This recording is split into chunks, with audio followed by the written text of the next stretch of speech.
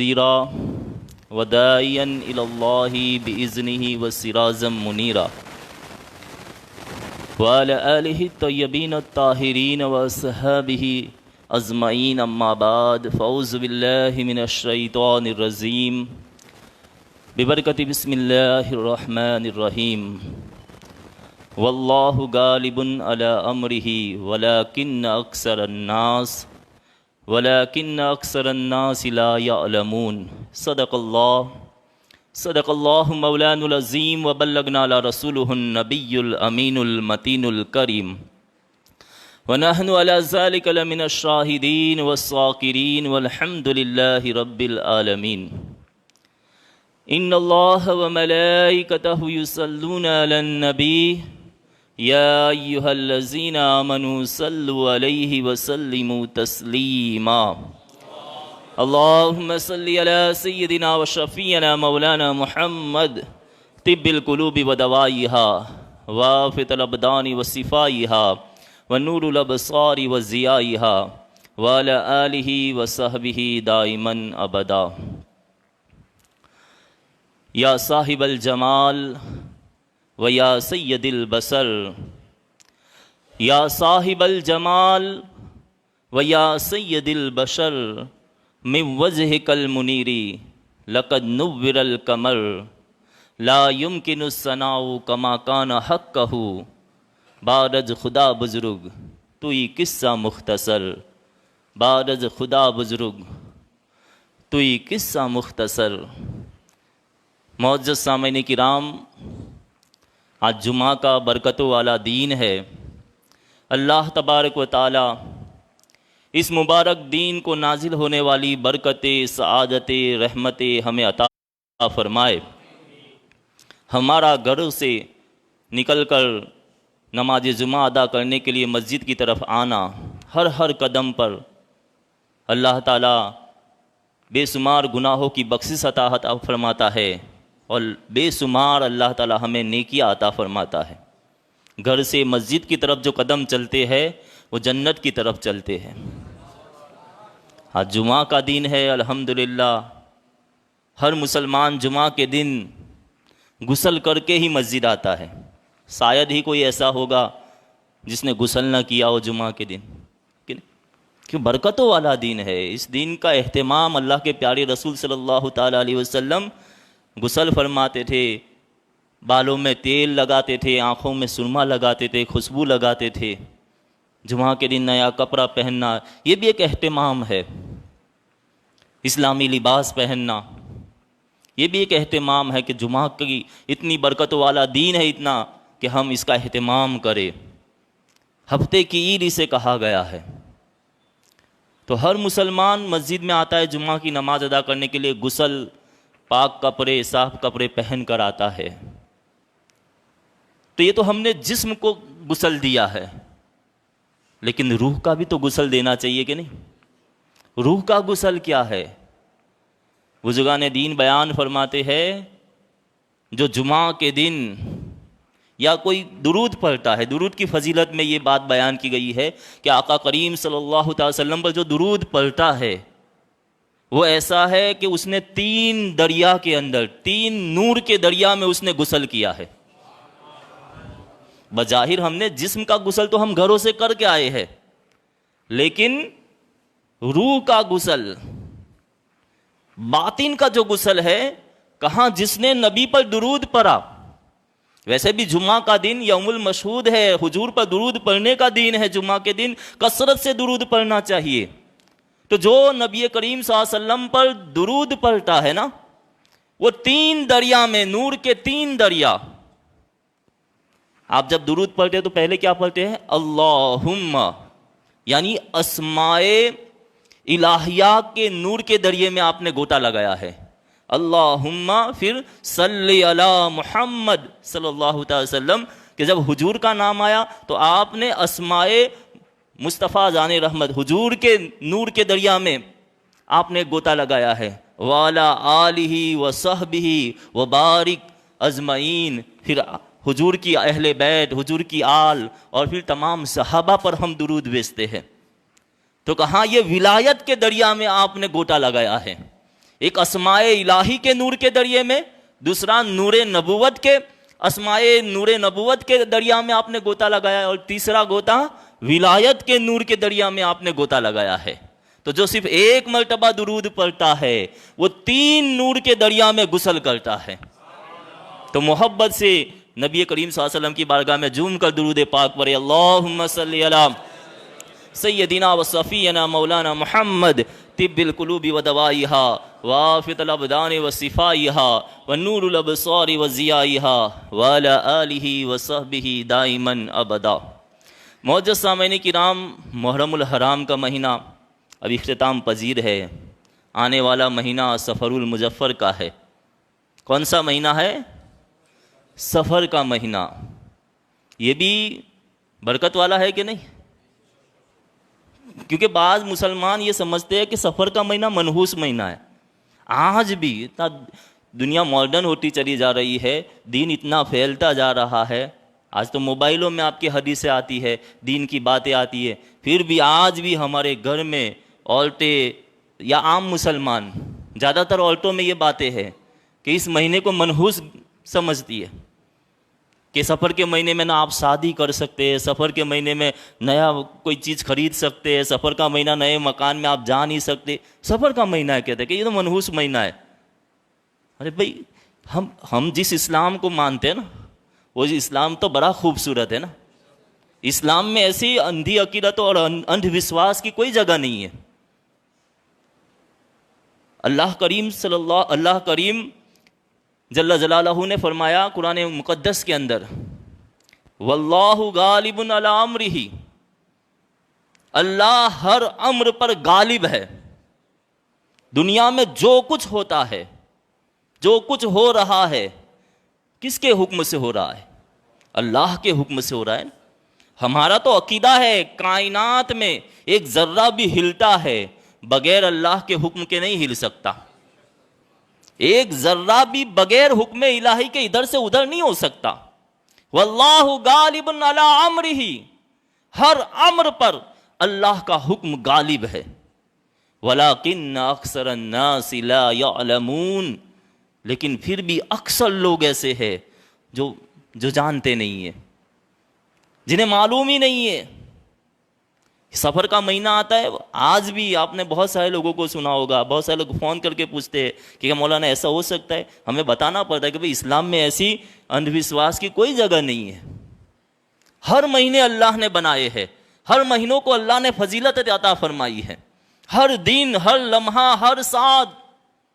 ارے فجر کا وقت کتنا برکتوں والا ہے کہ نہیں؟ فجر کا وقت، جس وقت کی اللہ قرآن مقدس میں قسم فرمائے، یاد فرمائے، والفجر ولیال عشر، کا فجر کا وقت بڑا، اور حدیثوں میں بہت سا زیادہ اس کی فضیلتیں بیان کی گئی ہے کہ صبح کا جو فجر کا وقت ہے، جنت کا جو وقت ہوگا نا، وہ وہی وقت ہوگا جو فجر کا وقت ہے۔ فجر کے وقت جیسا ماحول ہوتا ہے نا، ویسا ہی ماحول، ویسا ہی وقت جنت میں ہوگا۔ فجر میں آدمی اٹھے، فجر کی نماز پڑھے، فجر کی نماز کے بعد قرآن کی تلاوت کرے، تو اس نے کتنی، یعنی اس کی خوش نصیبی ہے کہ نہیں، جس نے فجر کی نماز پڑھی، قرآن کی تلاوت کی، سویا نہیں رہا بلکہ اٹھ کے اس نے فجر کی نماز ادا کی، کتنی نیکیاں اس نے حاصل کر لی ہوگی، ڈھیروں نیکیاں، ڈھیروں ثواب اس نے کما لیا ہوگا۔ اور کوئی ایک شخص ہے جو فجر میں سویا رہا، فجر بھی چھوڑ دی، اس کی نماز چھوٹ گئی، قضا ہو گئی، آرام سے 10 بجے اٹھتا ہے، پھر کہے کہ یار برکت نہیں ہے، تو یہ وقت کا قصور نہیں ہے، وقت تو برکت والا ہی تھا، لیکن تیرے اعمال کا قصور ہے۔ بات سمجھ میں آ رہی ہے؟ فجر کا وقت برکت والا، ہر وقت برکت والا ہے، ہر مہینہ برکت والا ہے، ہر دن برکت والا۔ کچھ لوگ منگل کو منحوس سمجھتے، آج بھی مسلمان منگل کے دن شادی نہیں ہو سکتی، منگل کے دن نئی دکان نہیں کھول سکتے، منگل کے دن یہ نہیں کر سکتے۔ لیکن بھائی ہم مسلمان ہیں، ہر دن اللہ نے بنائے، ہر مہینہ اللہ کا بنایا ہوا ہے، ہر وقت اللہ کا بنایا ہوا ہے۔ ہم کس زمیلے میں پڑ گئے کہ یہ منحوس ہے، یہ اچھا ہے، یہ برا ہے؟ یہ تو جو غیر مسلم ہے ان کے وہاں ایسا ہے کہ بھائی چلو مہلت نکالتے ہیں، یہ وقت ہے، یہ وقت ہے۔ اسلام میں اس چیز کی کوئی جگہ نہیں ہے، اندھ وشواس کی۔ ہر دن، ہر لمحہ، ہر مہینہ اللہ کا بنایا ہوا ہے۔ آپ تم فجر میں اٹھو، نیکیاں کماؤ، یہ تمہارے عمل کے اوپر ہے۔ وقت کا منحوس ہونا، دین کا اور مہینے کا منحوس ہونا کس کے اوپر ہے؟ دین اور وقت کا اس کے اوپر نہیں ہے، تمہارے اعمال پر ہے۔ اگر تم فجر میں سوئے رہے اور پھر کہو کہ برکت نہیں ہے، تو یہ وقت کا قصور نہیں ہے، یہ تمہارے عمل کا قصور ہے۔ وقت تو اللہ نے ہر وقت، ہر لمحہ، ہر دن، ہر مہینہ برکتوں والا ہی بنایا ہے۔ اصل چیز ہمارے اعمال ہے۔ جو مصیبتیں آتی ہے، جو تکلیفیں آتی ہے، اعمال کی وجہ سے، وقت کی وجہ سے، دین کی وجہ سے، برا یا مہینوں کی وجہ سے مصیبتیں تکلیفیں نہیں آتی ہیں۔ آج لوگ کہتے ہیں نا یہ مکان ہم کو جمتا نہیں ہے، یہ مکان ہمارے لیے فلاں نہیں ہے، یہ مکان ہمارے لیے منحوس ہے، یا کوئی گاڑی کو لوگ کہتے ہیں یہ گاڑی میرے لیے منحوس ہے، کچھ کہتے ہیں گاڑی میرے لیے لکی ہے، یہ مکان میرے لیے لکی ہے۔ ایسا بھی ہوتا ہے، اسلام میں اس کی کوئی جگہ نہیں ہے۔ اصل چیز تمہارے اعمال کی وجہ سے، تمہارے اعمال کیسے، اعمال پر تمہارے ساتھ اچھا اور برا ہوگا۔ اور یہ تو ہمارے مدرسوں میں، مکتب میں، جب بچے چھوٹے سے ہوتے ہیں نا، آپ جب داخلہ کراتے اپنے بچوں کا مدرسے کے اندر، تو مدرسے میں بچوں کو کلمے سکھائے جاتے ہیں، ایمان مجمل اور ایمان مفصل۔ جن کی شادی ہوتی ہے ان کو بھی پڑھائے جاتے ہیں نکاح کے وقت۔ لیکن آج کو نوجوان تو ایسے کہ نکاح کے وقت بھی مولانا کو کہتے ہیں مولانا دھیرے دھیرے پڑھاؤ نا، آپ جلدی جلدی پڑھاتے ہو، سمجھ میں نہیں آتا ہے، کلمے تک یاد نہیں ہے نوجوانوں کو۔ ایمان مفصل چھوٹے چھوٹے بچوں کو پڑھایا جاتا ہے۔ جانتے ہو کیا ہے ایمان مفصل؟ آمنت باللہ و ملائکتہ و کتبہ و رسولہ والیوم الآخر والقدر خیرہ و شرہ والقدر۔ پہلے تو وقت زیادہ ہے نہیں، جمعہ کا زیادہ تفصیل نہیں بیان کر، صرف اشارہ کر رہا ہوں۔ ایمان لایا میں اللہ پر، اللہ کے رسول پر، فرشتوں پر، آسمانی کتابوں پر، اور ایمان لایا میں والقدری تقدیر پر۔ والقدری تقدیر میں جو کچھ لکھا ہے، خیرہ و شرہ من اللہ تعالی، جو بھی اچھا ہوگا جو بھی برا ہوگا وہ کس کی طرف سے ہے؟ اللہ کی طرف سے۔ کس کی طرف سے؟ یہ اسلام کی خوبصورتی ہے۔ بچپن میں چھوٹا سا بچہ جب مکتب میں جاتا ہے، مدرسے میں جاتا ہے، اسے یہ تعلیم دی جاتی ہے کہ بیٹے دنیا میں اندھ وشواس پر بھروسہ مت کرنا، یہ دنیا تجھے پھسلا دے گی، بڑے بڑے جوتشی پھر رہے ہیں، بڑی بری بری عورتیں کہے گی یہ تو منحوس دین ہے، فلاں چیز منحوس ہے، فلاں نے کر دیا ہے، اس نے میرے ساتھ کالا جادو کر دیا ہے۔ ایسا کچھ ہوتا نہیں ہے۔ بات سمجھ میں آ رہی ہے؟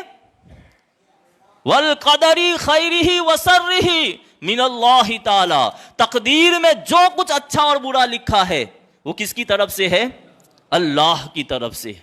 والبعث بعد الموت، اور مرنے کے بعد پھر ہمیں اللہ کی بارگاہ میں پہنچنا ہے، اللہ کی بارگاہ میں حاضر ہونا ہے۔ یہ کتنا جامع طریقہ بتا، اسلام کی پوری تعلیمات ایمان مفصل میں بیان کر دی گئی ہے، لیکن ہم تو سمجھتے ہی نہیں نا۔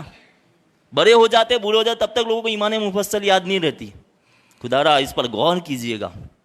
کوئی دن، کوئی مہینہ، یہ سفر کا مہینہ، یہ بھی برکتوں والا دن ہے۔ دین سے کوئی دن منحوس یا کوئی مہینہ منحوس نہیں ہوتا ہے، ہمارے اعمال کی وجہ سے نحوستیں آتی ہے۔ آپ فجر میں سوئے رہو، 10 بجے اٹھو اور کہو کہ آج کا دن میرے لیے اچھا نہیں ہے۔ ارے دین تو سب اللہ نے اچھے بنائے ہیں، تو نے اعمال ایسے کیے ہیں کہ تیرے گھر میں منحوسیت آ رہی ہے، نحوست تیری زندگی میں سرایت کر گئی ہے۔ تو اللہ تعالیٰ فرماتا ہے واللہ غالب علی امرہ، ہر حکم پر اللہ غالب ہے۔ کائنات میں جو کچھ ہوتا ہے، خیر ہو یا شر ہو، اس کا مؤثر حقیقی اللہ کی ذات ہے۔ اللہ کی مرضی کے، ساری دنیا تمہارا بھلا کرنا چاہے، ساری کائنات مل کر تمہارا بھلا کرنا چاہے، لیکن اللہ نہ چاہے، تمہارا بھلا ہو سکتا ہے؟ نہیں ہو سکتا۔ اور ساری کائنات مل کر، ساری دنیا مل کر تمہارا برا کرنا چاہے، ہزاروں جادوگر، کالا جادو کرنے والے، ہزاروں سفلی علم کرنے والے باپو، تمام کو ملا لیا جائے، تب سب تمہارا برا کرنا چاہے، لیکن اللہ تمہارا اچھا چاہے، برا ہو سکتا ہے؟ نہیں ہو سکتا۔ والقدر خیرہ و شرہ من اللہ تعالی، یہ ہمارے ایمان کا حصہ ہے۔ اگر کوئی تقدیر کو نہیں مانتا وہ مومن ہی نہیں ہے۔ یہ چھوٹی چھوٹی سی باتیں ہیں جو آج ہمیں لوگوں کو سمجھانی پڑتی ہے۔ خدا را اس پر غور کیجیے۔ اپنے گھروں میں اگر ایسا ماحول ہو، عورتوں کو بھی بتائیے کہ مسلمان کا معنی یہ ہے کہ अंध विश्वास पर भरोसा न करे, अपने रब पर भरोसा करे, अपने अमाल पर भरोसा करे। नहुसतें आती है हमारे अमाल की वजह से, बरकतें आती है हमारे अमाल की वजह से। नेक अमाल करोगे अल्लाह घरों में बरकतें अता फरमाएगा, बुरे अमाल करोगे तो फिर घर में नहुसतें ही तो आएगी। अल्लाह ताला हम सबको नेकियां करने वाली लंबी उम्र अता फरमाए। मुख्तसर सा वक्त है, मैं जो अर्ज करना चाहता हूं कि ये महीना बड़ा बरकतों वाला महीना दिन है। इसी महीने में बहुत सारे औलिया किराम के उर्स आते हैं। इस महीने सफरुल मुजफ्फर में बहुत सारे अल्लाह के वलियों के उर्स आते हैं। तो क्या ये मनहूस दिन थे? ऐसा नहीं है, ये सफर का महीना बरकतों वाला दिन महीना है। इस महीने में लोग शादियां नहीं करते। आपने देखा होगा अक्सर गांव देहात वगैरह में इस महीने के अंदर शादियां नहीं होती है। कहते हैं ये सफर के महीने में शादी नहीं करनी। आप जरा अंदाजा लगाइए ये कितना बड़ा अंधविश्वास है। अल्लाह के प्यारे रसूल सल्लल्लाहु अलैहि वसल्लम की बीवियों में एक नाम है हजरत सफिया रदी अल्लाह तआला अन्हा। क्या नाम है? मेरी माँ और बहनों को भी आप बताइएगा घर जाके कि हजरत सफिया रदी उम्मुल मोमिनीन सैयदा सफिया रदी अल्लाह तआला अन्हा, उनसे मेरे आका ने जो निकाह किया है कौन से महीने में किया है? सफर के महीने में। किस महीने में? सफर के महीने में। और आज का मुसलमान कहता है नहीं, सफर के महीने में शादी नहीं हो सकती, ये तो मनहूस दिन है। अरे अल्लाह के प्यारे रसूल, अल्लाह के महबूब, वो जब अपना निकाह फरमाते हैं सफर का महीना है। जब जो खैबर का वाकया पेश आया ना, जंगे खैबर हुई किस महीने में? सफर का महीना था। अल्लाह ने खैबर को पर फतह अता फरमाई ये सफर के महीने में। मुहर्रम के अंदर, मुहर्रम के महीने में अल्लाह के प्यारे रसूल निकले थे और जब खैबर पहुंचे हैं, सफर का महीना, काफी दिन लग गए, खैबर फतह नहीं हो रहा था। फिर हुजूर ने फरमाया था आज मैं झंडा उस शख्स के हाथ में दूंगा जिससे अल्लाह भी राजी है, अल्लाह के रसूल भी राजी है, जिसके हाथ पर अल्लाह ने फतह अता फरमाई है। और जानते हो वो शख्स कौन थे? मौला अली शेर खुदा, मौला अली करमल्लाहु ताला वजहुल करीम रदी अल्लाह ताला अन्हु। आपके हाथ पर अल्लाह ने खैबर को फतह अता फरमाई। तो खैबर सफर के महीने में फतह हुआ और जब फतह हो गया कैदी सामने लाए गए तो उन कैदियों में हजरत सफिया रदी अल्लाह ताला अन्हा भी थी। क्योंकि आपके जो वालिद थे हजरत सफिया के, वो सरदार थे अपनी कौम के। आपके जो सोहर थे वो भी सरदार थे, मतलब के। और दोनों का कत्ल हो गया उस जंग के अंदर खैबर के मकाम पर। तो आपको हजरत सफिया को कैदी बना लिया गया, बहुत सारी औरतों को भी कैदी बना लिया गया था। अल्लाह के प्यारे रसूल सल्लल्लाहु अलैहि वसल्लम के सामने जब कैदी लाए गए तो जितनी दूसरी औरतें थी, जिनका किसी का बेटा कत्ल हो गया है, किसी का बाप कत्ल हो गया है, किसी का भाई कत्ल हो गया, सब रो रही थी। अरब का दस्तूर था, यानी नोहा कर रही थी, बाल पीत रही थी, चेहरे पर तमाचे मार रही थी, बाल नोच रही थी, इस तरह गम का इजहार करती थी। लेकिन हजरत सफिया पर मेरे आका की नज़र पड़ी। हजरत सफिया एकदम से सब्र करे और खड़ी हुई है। हालांकि बाप भी कत्ल हुआ है इस जंग के अंदर, शोहर भी कत्ल हुआ है, लेकिन सब्र, एकदम ना आंसू बहा रही है ना बाल नोच रही है। मेरे आका ने फरमाया ये जितनी औरतें हैं सबको मेरे से दूर कर दो। जो नोहा कर रही है, जो गम मना रही है, जो रो रही है, पीत रही है, अपने बाल नोच रही है, कहाँ इन्हें मुझसे दूर कर दो। हजरत सफिया को करीब बुलाया मेरे आका सल्लल्लाहु अलैहि वसल्लम ने, फरमाया जाओ मैं तुम्हें आज़ाद करता हूँ। तुम साबिर औरत हो, तुमने सब्र किया है, जाओ मैं तुम्हें आज़ादी देता हूँ। तुम्हें कैदी बनाया गया है तो जाओ तुम आज़ाद हो, और अगर तुम चाहो तो तुम मेरे निकाह में आ सकती हो। मैं अपने हरम में तुम्हें कबूल करना चाहता हूँ अगर तुम चाहो, वरना तो तुम अपने घर में वापस जाओ, तुम्हें आज़ादी दे दी गई है। लेकिन हजरत सफिया, कुर्बान जाओ उनके नसीब पर, हजरत सफिया ने हुजूर के निकाह में रहना पसंद फरमाया। हजरत उम्मुल मोमिन हजरत सफिया रदी अल्लाह तआला अन्हा हुजूर के निकाह में आई। कौन सा महीना था? सफर का महीना था, वरना हुजूर ने आज़ादी देती थी, जाओ तुम अपने घर चली जाओ। लेकिन हजरत सफिया, जानते हो इस जंगे खैबर से पहले हजरत सफिया रदी अल्लाह तआला अपने मकान में थी, अपने घर में सोहर के साथ। अभी खैबर का वाक़या नहीं हुआ है, उससे पहले की बात कर रहा हूँ कि आप अपने मकान में थी, रात को सोई, ख्वाब देखा। ख्वाब क्या देखा? कि मेरी गोद में आसमान का चांद मेरी गोद में उतर आया है। अपने सोहर को कहा कि सोहर, میرے شوہر نامدار رات کو میں نے جو خواب دیکھا ہے نا، عجیب خواب دیکھا ہے. کہا کیا خواب دیکھا ہے؟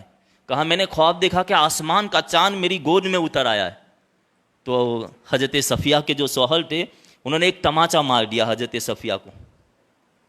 کہا تو کیا کہنا چاہتی ہے؟ تو یہ کہنا چاہتی ہے کہ جو صاحب مدینہ ہے، جو محمد عربی ہے صلی اللہ علیہ وسلم، تیرا ان کے ساتھ نکاح ہو جائے، تو ان کی بیوی بن جائے. کہا میں نے تو ایسا نہیں کہا، میں نے تو صرف خواب بیان کیا ہے. وہ جو حضرت صفیہ کا جو شوہر تھا نا، وہ خواب کی تعبیر جانتا تھا. اس نے کہا آسمان کا چاند تیری گود میں آیا، اس کا مطلب کہ تیرا نکاح محمد عربی صلی اللہ علیہ وسلم کے ساتھ ہونے والا ہے، اور تو یہ چاہتی ہے کہ ان کے ساتھ نکاح ہو جائے. ایک تماچا مار دیا. لیکن یہ خواب سچ ہوا. جنگ خیبر ہوئی، پھر جنگ خیبر میں حضرت صفیہ کے جو باپ تھا وہ بھی قتل ہوا، شوہر تھا وہ بھی قتل ہوا. اور ان کا صبر دے کر اللہ کے پیارے رسول صلی اللہ علیہ وسلم نے فرمایا اے صفیہ جاؤ تم آزاد ہو، چاہو تو اپنے گھر واپس چلی جاؤ، اور چاہو تو میں تمہیں اپنے نکاح میں قبول فرماتا ہوں. خوش نصیب ہے کہ نہیں حضرت صفیہ رضی اللہ تعالیٰ عنہ. تو یہ سفر کے مہینے میں نکاح کرنا کوئی منحوس نہیں ہے. سفر کے مہینے میں نیا مکان لینا، نئی دکان لینا، ہر چیز آپ سفر کے مہینے جس طرح عام مہینوں میں کرتے ہیں. یہ مہینہ بھی برکتوں والا مہینہ ہے. نحوست ہمارے اعمال کی وجہ سے آتی ہے، نحوست ہمارے گناہوں کی وجہ سے آتی ہے، نحوست ہماری برائیوں کی وجہ سے آتی ہے. نحوست دین کی وجہ سے، مہینوں کی وجہ سے نہیں آتی ہے. اللہ تعالیٰ یہ جو اندھ وشواس ہماری عورتوں، ماں اور بہنوں میں بیٹھا ہوا ہے اسے دور فرمائے. سفر کا معنی جانتے ہو کیا ہے؟ سفر کا مہینہ خالی ہے. اندھ وشواس بیٹھا کیسے عرب کے اندر؟ سفر کا مہینہ کیا؟ سفر کا معنی ہے خالی ہو جانا. زیرو کو بھی سفر کہتے ہیں. سفر یعنی کچھ نہیں، خالی. تو 4 مہینے بڑی حرمت والے مہینے تھے، ان مہینوں میں جنگیں نہیں ہوتی تھی. جیسے ہی محرم، یہ بھی حرمت والا مہینہ تھا، محرم کا مہینہ، اس میں بھی جنگ نہیں ہوتی تھی. برسوں سے عرب کے اندر یہ روایت چلی آ رہی تھی کہ 4 جو حرمت والے مہینے ہیں ان میں وہ لوگ جنگ نہیں کرتے تھے. تو محرم الحرام جیسے ہی ختم ہوا، رمضان کا مہینہ بھی حرمت والا، ذی الحج یہ بھی حرمت والے مہینے. تو کہاں ان میں جنگیں نہیں ہوتی تھی. جیسے ہی ذی الحج اور محرم ختم ہوا، محرم کا مہینہ ختم ہوا، سفر کا مہینہ شروع ہوا، لوگ گھروں سے نکل جاتے تھے ہتھیار لے کر، تلوار، نیزے، بالے لے کر. کس لیے؟ جنگ کرنے کے لیے. کیونکہ اب جنگ کی پابندی ہٹ گئی ہے. حرمت والا مہینہ محرم کا ختم ہو چکا ہے، اب جنگ ہوگی. ورنہ حرمت والے مہینے میں دشمن بھی تمہارے گھر میں آ جائے آپ اسے مار نہیں سکتے. عربوں کی یہ روایتیں تھیں. لیکن جیسے ہی سفر کا مہینہ شروع ہوتا گھر خالی ہو جاتے، باپ بیٹا سب لوگ، چاچا دادا سب لوگ جنگوں میں نکل جاتے تھے. اور جب جنگ ہوتی تھی کسی کا باپ قتل ہو جاتا تھا، کسی کا بیٹا قتل ہو جاتا تھا، کسی کا پوتا قتل ہو جاتا تھا. تو عورتیں پھر کہتی تھی یہ کیسا مہینہ شروع ہوا ہے؟ جب تک حرمت والے مہینے چلتے تھے جنگیں نہیں ہوتی تھی، گھر بڑے لگتے تھے، بیٹا بھی پاس میں ہے، باپ بھی ہے، دادا بھی ہے، چچا بھی ہے، گھر میں بستی ہلن چلن ہے. لیکن جیسے ہی سفر کا مہینہ شروع ہوا لوگ جنگوں میں چلے گئے. اور جیسے سفر کے مہینے میں جب جنگ ختم ہوتی تھی، کسی کا بیٹا مر گیا ہے، کسی کا باپ مر گیا ہے، کسی کا چچا قتل ہو گیا ہے، تو پھر عورتیں روتی تھی کہ یہ تو منحوس مہینہ ہے. یہ سفر کا مہینہ نحوست والا مہینہ ہے کہ کسی کو باپ سے الگ کر دیتا ہے، کسی کا بیٹا جدا ہو جاتا ہے، کوئی عورت بیوہ ہو جاتی ہے، کسی کے بچوں پر باپ کا سایہ چلا جاتا ہے. تو کہا کیسا منحوس مہینہ شروع ہوا ہے؟ تو یہ ایام جاہلیت میں.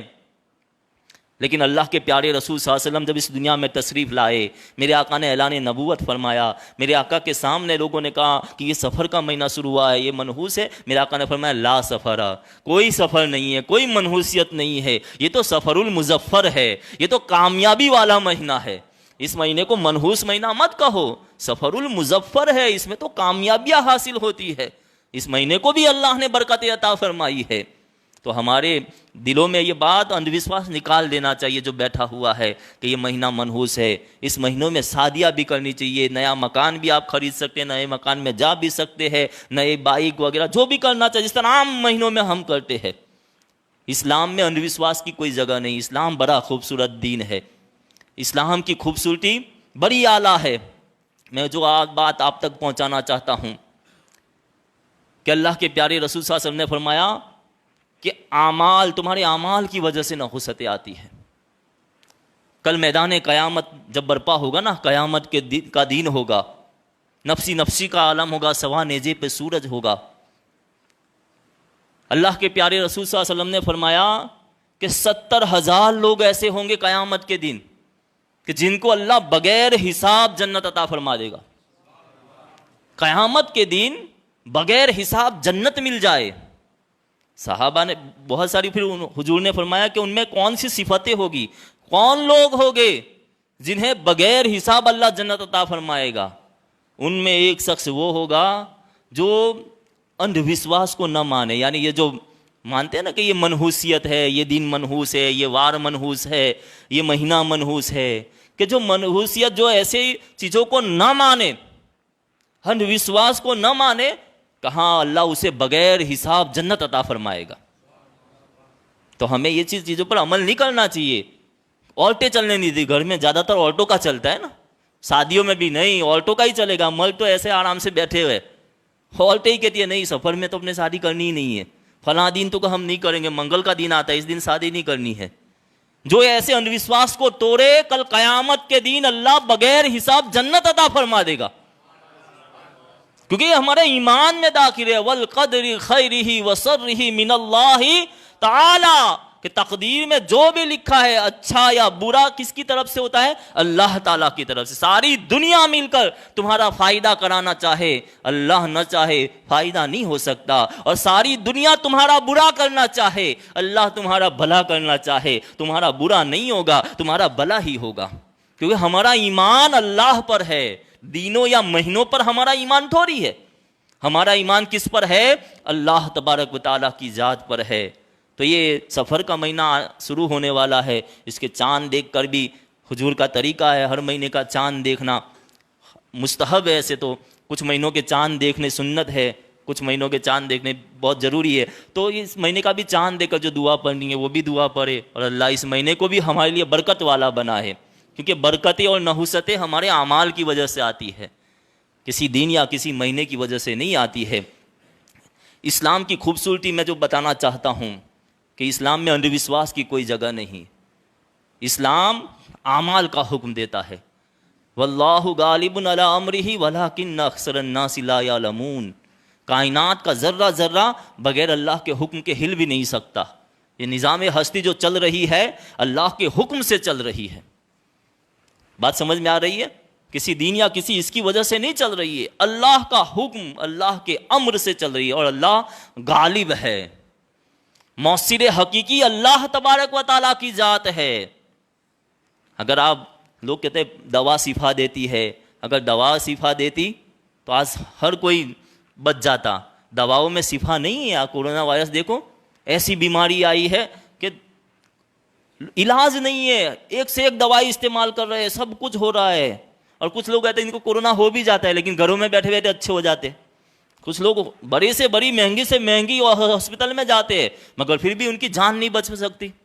تو کہاں پیسوں سے، دولت سے اور دوائیوں سے شفا نہیں ملتی، شفا دینے والی ذات اللہ تعالیٰ ہے۔ یہ اور بات ہے کہ اللہ نے سبب بنائے ہے، دوا سبب ہے، اللہ نے سبب بنایا کہ دوائی پیو گے تو ایک دستور ہے، قانون ہے، پیاس تو اللہ ہی بجھاتا ہے، لیکن اللہ نے سبب بنایا کہ پانی پیو گے تبھی پیاس بجھے گی، ہے کہ نہیں؟ بہت ساری باتیں اللہ تعالیٰ ہم سب کو اس جو اندھ وشواس چلا رہا ہے سفر کے مہینے کے تعلق سے وہ دور فرمائے، اور ہمیں اس مہینے کو بھی عام مہینوں کی طرح زندگی گزارنے کی توفیق عطا فرمائے، زیادہ سے زیادہ نیکیاں کرنے کی توفیق عطا فرمائے، کیونکہ یہ ڈیجیٹل دنیا بنتی جا رہی ہے، لوگ فیس بک واٹس ایپ پر زیادہ استعمال کر رہے ہیں۔ اس لیے میں میسج دینا چاہتا ہوں کہ بھائی یہ فیس بک واٹس ایپ یہ جو ہے نا، یہ بھی اس کا استعمال کا طریقہ بھی آنا چاہیے، ورنہ بہت سارے لوگ ہیں کہ انگلیوں سے فیصلے ہوتے ہیں کہ کون جنت میں جائے گا کون جہنم میں جائے گا۔ یہ انگلیاں، موبائل انگلیوں سے ہی چلتا ہے نا، انگلیوں سے اگر خراب چیز آپ دیکھ رہے ہیں تو آپ کے اندر وہ اعمال پھر آپ کرو گے وہ جہنم کی طرف جانے والے ہوں گے۔ آپ نیک اچھے کام، قرآن کی تلاوت، علماء کے بیانات سنتے ہیں موبائل سے، سوشل میڈیا کے اوپر، تو وہ آپ کو جنت کی طرف لے جائیں گے، کیونکہ آپ جیسے محفلوں میں بیٹھیں گے، علماء کے بیان سنیں گے، اس سے آپ کے دل میں اسلام کی اہمیت، اسلام کے بارے میں نالج، دینی تعلیم آپ کو ملے گی، پھر آپ اس پر عمل کریں گے۔ تو ضرورت چیز ہے کہ موبائل سوشل میڈیا کا اچھا استعمال کرے، ورنہ قیامت کے دن آنکھوں کا بھی حساب دینا ہے، ان زبان کا بھی حساب ہے۔ ثم لتسألن یومئذ عن النعیم، سورہ تکاثر میں رب تبارک و تعالیٰ فرماتا ہے کہ قیامت کے دن اللہ تعالیٰ ہر نعمت کا حساب لے گا۔ ثم لتسألن، پھر تم سے پوچھا جائے گا یومئذ عن النعیم، جو جو نعمت اللہ نے دی ہے۔ کسی اندھے سے جا کے پوچھو آنکھ کتنی عظیم نعمت ہے، ہمیں قدر نہیں ہے نا، آنکھ بہت بڑی نعمت ہے۔ حضرت امام باقر رضی اللہ تعالیٰ عنہ، کون؟ حضرت امام باقر رضی اللہ تعالیٰ عنہ، یہ کون ہے جانتے ہو؟ امام زین العابدین کے بیٹے ہیں اور امام حسین کے پوتے ہیں۔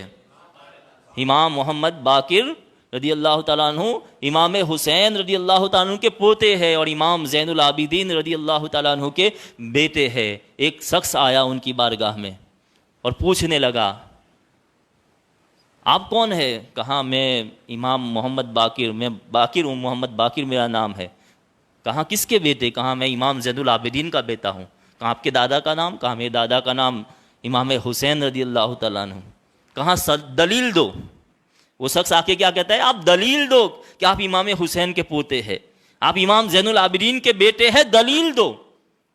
امام محمد باقر رضی اللہ تعالیٰ عنہ نے فرمایا کہ بھئی کیسی دلیل؟ یہ کوئی دلیل دینے کی بات ہوتی ہے؟ میں ان کا بیٹا ہوں، امام حسین میرے دادا ہے، امام زین العابدین میرے باپ ہے، اس میں دلیل کیا دوں؟ کہا نہیں، میں نے سنا ہے کوئی امام حسین جو امام حسین کی جو اولاد ہوتے ہیں، امام زین العابدین جو یہ نبی کی آل ہوتی ہے نا، وہ جو دعا کرتی ہے اللہ دعا قبول کر لیتا ہے۔ میری آنکھیں نہیں ہے، میں نابینا ہوں، میں نابینا ہوں، آنکھوں سے مجھے دکھتا نہیں ہے۔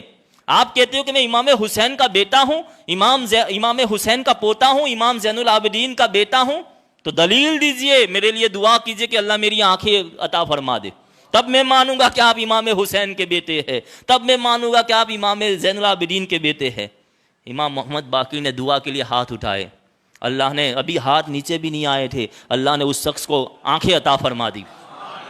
وہ دیکھنے لگ گیا، خوش ہو گیا، مسکرا رہا ہے کہ اللہ نے میری آنکھیں عطا فرما دی۔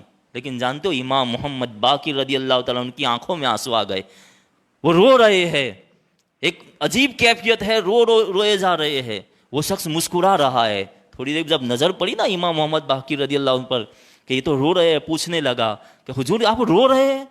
حالانکہ آپ کی دعا اللہ نے قبول کر لی، میری آنکھیں واپس آ گئی، میں تو خوش ہو رہا ہوں، خوشیاں منا رہا ہوں کہ اللہ نے مجھے آنکھیں عطا فرما دی، میں دیکھنے لگ گیا، اور آپ رو رہے ہیں، رونے کی وجہ کیا ہے؟ امام محمد باقر رضی اللہ تعالیٰ نے جواب دیا تھا، یہ ہمارے لیے پیغام ہے، زندگی بدل دینے والا جواب تھا امام محمد باقر رضی اللہ تعالیٰ عنہ کا۔ فرمایا کہ تو خوش ہو رہا ہے کہ اللہ نے تجھے آنکھیں دے دی، ورنہ یہ خوشی ہونے کی بات نہیں ہے۔ پہلے تجھے آنکھیں نہیں دی تھی تو ان آنکھوں کا تجھے قیامت میں حساب نہیں دینا تھا، قیامت میں اس کا حساب نہیں ہونے والا تھا، لیکن تو نے دعا منگوائی اور آنکھیں آ گئی، اب آنکھوں سے جو بھی دیکھے گا قیامت کے دن تجھے اس کا حساب دینا ہوگا، قیامت کے دن اس کا حساب دینا ہوگا۔ اس لیے میں رو رہا ہوں کہ قیامت میں رب نے پوچھ لیا تو نے دعا مانگی تھی، اس نے آنکھوں سے خراب کام کیے ہیں۔ آنکھوں سے بھی تو بہت سارے کام ہوتے ہیں نا، اچھی چیز دیکھنا ثواب کا کام ہے، قرآن دیکھو آنکھ سے، کتنا ثواب کا، ماں باپ کا چہرہ دیکھو، بڑا ثواب کا کام ہے، لیکن ان آنکھوں سے گندی فلمیں دیکھنا، غلط چیزیں دیکھنا موبائلوں میں، غیر محرم عورتوں کو دیکھنا، کہاں یہ گناہ بن جائے گا، قیامت کے دن اس کا آنکھوں کا بھی حساب دینا پڑے گا۔ تو امام محمد باقر رونے لگے، یہ آنکھ بھی بہت بڑی نعمت ہے، لیکن ہمیں احساس نہیں ہے، اللہ کی نعمتوں کو ہم استعمال کر رہے ہیں لیکن ہمیں احساس تک نہیں ہے۔ اللہ تعالی ہم سب کو نعمتوں پر شکر ادا کرنے کی توفیق عطا فرمائے، اور جو نعمتیں اللہ نے دی ہے نا ان نعمتوں کا حق ادا کرنے کی توفیق عطا فرمائے، ورنہ قیامت کا جو منظر ہے بڑا خطرناک منظر ہے۔ حضرت داؤد علیہ السلام، اللہ کے ذلیل الپیغمبر حضرت داؤد علیہ السلام نے اللہ کی بارگاہ میں عرض کی، مولا تو قیامت کے دن حساب لے گا تو کیسے لے گا؟ پروردگار میں جاننا چاہتا ہوں تو قیامت کے دن کیسے لوگوں کے نیکیاں اور لوگوں کے گناہوں کو تولے گا؟ اللہ تبارک و تعالیٰ نے فرمایا، اے داؤد میرے پاس ایک ترازو ہے، ایک میزان ہے، اس میزان عمل میں اس ترازو کے اندر لوگوں کے اعمال تولے جائیں گے، ایک پلے میں نیکیاں ہوگی، ایک پلے میں گناہ ہوں گے، نیکیوں والا پلہ جس کا وزنی ہو جائے گا، کہاں میں اسے جنت عطا کر دوں گا۔ حضرت داؤد علیہ السلام نے کہا مولا میں دیکھنا چاہتا ہوں، قیامت میں حضرت آدم علیہ السلام سے لے کر قیامت تک جتنے انسان ہوں گے ان سارے لوگوں کے اعمال مولا اس ترازو میں تولے جائیں گے، ہر انسان کی نیکیاں، ہر انسان کی برائیاں اس ترازو میں تولی جائے گی۔ یہ ترازو فیصلہ کرے گا کہ کون جنت میں جائے گا، کون جہنم میں جائے گا۔ پروردگار میں دیکھنا چاہتا ہوں وہ میزان کیسا ہے، وہ ترازو کیسا ہے، مولا مجھے دکھا دے۔ اللہ تعالیٰ نے فرمایا اے داؤد تو دیکھنا چاہتا ہے، لے دیکھ۔ حضرت داؤد علیہ السلام کو اللہ نے نظر عطا فرمائی، وہ میزان، وہ ترازو حضرت داؤد علیہ السلام کے سامنے۔ حضرت داؤد علیہ السلام گس کھا کے گر پڑے، چکر آیا، زمین پہ گر پڑے، پھر کچھ افاقہ ہوا، آنکھ کھولی، ہوش آیا۔ رب نے فرمایا داؤد دیکھا؟ کہاں مولا، بڑا وسیع ایک پلہ۔ حضرت داؤد علیہ السلام فرماتے جو ترازو ہے اس کا ایک پلہ کتنے، اس کی وسعت کتنا لمبا ہے کہ اس کا ایک سرا مشرق میں ہے دوسرا مغرب میں، صرف ایک پلے کا ہی عالم ہے، اتنا وسیع اتنا بڑا صرف ایک پلہ ہے۔ حضرت داؤد علیہ السلام عرض کرتے مولا کون ایسا انسان ہوگا جو اس ترازو کو بھر پائے گا؟ ہم اتنی ساری نیکیاں کہاں سے لائیں گے جو اس ترازو کے پلے کو بھر دے؟ کتنا بڑا ترازو، آپ ذرا سوچئے تو صحیح، کیسے وہ بھرے گا نیکیوں سے؟ اللہ نے فرمایا اے داؤد پریشان نہ ہو، جو بندہ میری رضا میں کام کرے گا، جو بندہ مجھے راضی کرنے کے لیے دنیا میں عمل کرے گا نا، ورنہ تم حج بھی لے کر جاؤ گے قیامت کے دن، لیکن مقصد یہ ہوگا لوگ مجھے حاجی کہیں گے اس لیے میں حج کیا ہے، لوگ نمازیں لے کر جائیں گے لیکن مقصد یہ ہوگا، ریاکاری ہوگی نا کہ لوگ مجھے نمازی کہے، لوگ عالم بھی ہوں گے کہیں گے لوگ مجھے عالم کہے، بہت سارے لوگ نیکیاں لے کے جائیں گے لیکن نیکیاں کام نہیں آئے گی۔ کسی نے ایک چھوٹا سا بھی عمل کیا ہوگا مگر کس لیے کیا ہوگا؟ اللہ راضی ہو جائے، دکھاوے کے لیے نہیں، اللہ کو راضی کرنے کے لیے جس نے جو عمل کیا ہوگا اللہ تعالیٰ اس عمل کو قبول فرمائے گا۔ کہاں چھوٹا سا عمل ہوگا لیکن میری رضا کے لیے کیا ہوگا، وہ چھوٹا سا عمل اس پلے کو بھر دے گا اور میں اسے جنت عطا فرما دوں گا۔ تو ہر زندگی بڑی تیزی سے گزر رہی ہے، نہ جانے کب ہمارا بھی وقت آ جائے، سب کو دنیا سے جانا ہے۔ تو اب جو بھی زندگی میں عمل کرے، جو بھی کام کرے اللہ کی رضا کے لیے کرے۔ چلنا پھرنا بیٹھنا اٹھنا سب کا مقصد کیا ہونا چاہیے؟ اللہ راضی ہو جائے۔ نوکری پہ بھی جائے نا، مقصد یہ ہو اللہ راضی ہو جائے۔ دکان پہ بیٹھے، کہیں بازار جائے، ہر کام کا مقصد کس کو بنا لے؟ اللہ کی رضا کو بنا لے، اپنی خواہشات کے لیے نہیں۔ زندگی گزارے اللہ کو راضی کرنے کے لیے، اللہ کے رسول کی اتباع میں زندگی گزارے، انشاءاللہ وہ میزان عمل کا جو پلہ ہے وہ نیکیوں سے بھر جائے گا اور اللہ تعالیٰ ہمیں جنت عطا فرما دے گا۔ جانتے ہو درویش کسے کہتے ہیں؟ بہت ساری باتیں لیکن آخری بات کہہ کے میں بات مکمل کرتا ہوں۔ درویش فقیر کس کو کہا جاتا ہے؟ آج ہم تو سمجھ جس نے گندے پلے پھٹے پرانے کپڑے پہنے ہو، بال کی بھی ٹھکانے نہ ہونے، ادھر ادھر گھوم رہا ہو کہ یہ فقیر ہے، بہت پہنچے ہوئے معجب بابا ہے، درویش ہے، لوگ ان کے پاس جاتے ہیں تعویذ لینے کے لیے، یہ کرنے کے لیے وہ کرنے کے لیے۔ ارے درویشی اس کا نام نہیں ہے، فقیری اس کا نام نہیں ہے۔ فقیر کسے کہتے جانتے ہو؟ جو اللہ نے نعمتیں دی ہے نا، کون کون سی نعمتیں؟ زبان اللہ کی نعمتیں ہے نا، کتنی بڑی نعمت ہے، کسی گونگے سے جا کے پوچھو۔ یہ ناک اللہ کی نعمت ہے، آنکھیں اللہ کی نعمت ہے، کان اللہ کی نعمت ہے، ہاتھ پیر، یہ جتنی چیزیں جتنی نعمتیں اللہ نے دی ہے نا، یہ نعمتوں کو اپنی عقل کے تابع کرنا۔ فقیر کہتے کسے ہے؟ درویش کسے کہتے ہیں؟ میں آپ کو بتانا چاہتا ہوں کسے کہتے ہیں درویش؟ جو اللہ کی نعمتوں کو، جو نعمتیں اللہ نے دی، دیکھنا سننا بولنا کھانا پینا دولت، جتنی بھی نعمتیں، ہر چیز اللہ کی نعمتوں کو عقل کے تابع کرے اور عقل کو شریعت کے تابع کرے، وہ فقیر ہوتا ہے۔ اللہ کی نعمتوں کو کس کے تابع کرے؟